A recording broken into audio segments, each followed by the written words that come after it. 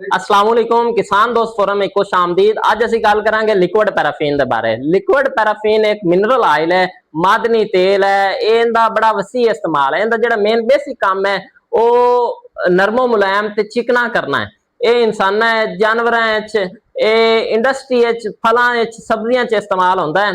असल नमी तो बचन वास्ते कोटिंग के तौर पर इस्तेमाल किया जाता है। ये नमी नूं रोकदा है, पानी के ज़िया नूं रोकदा है, फूड प्रोसैसिंग के आलात नूं चिकना करने वास्ते इस्तेमाल होंदा है, फलां ते सब्जियां नूं चिकना करने वास्ते इस्तेमाल होंदा है।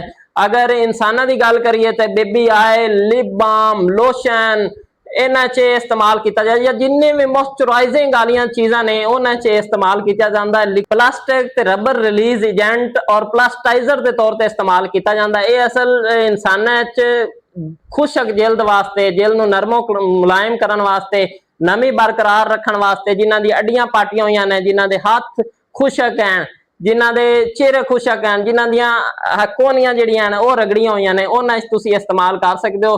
दायमी कब्ज वास्ते इस्तेमाल किया जाता है, जो चिकना करने वास्ते जुलाब के तौर पर इस्तेमाल किया जाता है। बल्कि एंडोस्कोपी जिहड़ा तिबी मुआयना है, तिबी तरीकाकार है, तिबी तरीका इलाज है, उहदे विच एंडोस्कोपी तो पहले दिता जाता है। हल्की खारश जिहड़ी है, हल्की खारश या जिल्द की खुश्की जिहड़ी है उहनूं खत्म करता है।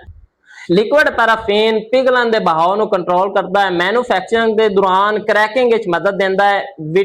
लिक्विड पैराफीन का बेदरेग इस्तेमाल नहीं करना, क्योंकि ये liquid paraffin vitamin A, D और के दे जज़ब होने मुदाखलत पैदा करता है, और जिन्हां दी हिसास जिल्द है उन्होंने जलन भी कर सकता है। डॉक्टर के मशवरे के मुताबिक तुसीं इस्तेमाल करनी है।